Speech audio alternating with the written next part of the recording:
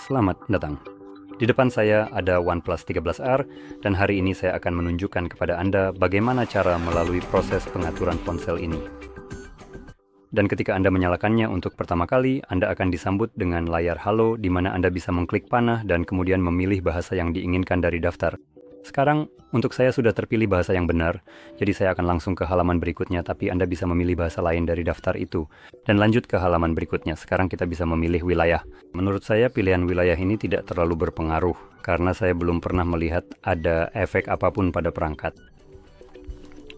Selanjutnya, kita akan melihat informasi hukum seperti perjanjian pengguna, kebijakan privasi, dan keamanan data yang cukup ironis mengingat ini dari Android dan OnePlus. Jadi saya akan benar-benar mengabaikan ini dengan memilih berikutnya. Lagi pula Anda memang tidak punya pilihan di sini. Dan lanjut ke pengaturan menggunakan perangkat lain.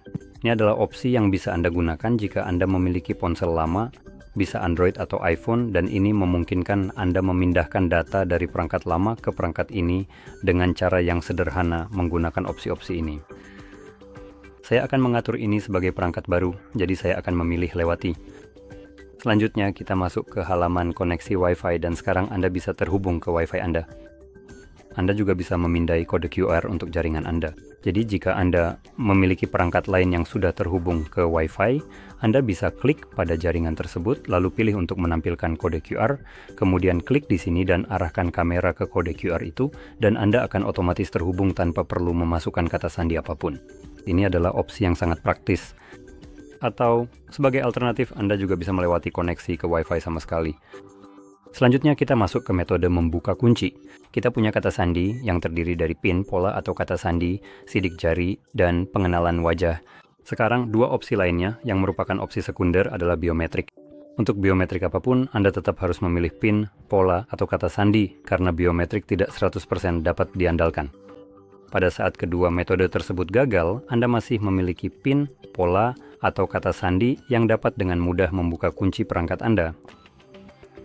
Selain itu, ada juga opsi untuk tidak melindungi perangkat Anda sama sekali, yang sekali lagi tidak saya rekomendasikan, tapi inilah yang akan saya lakukan.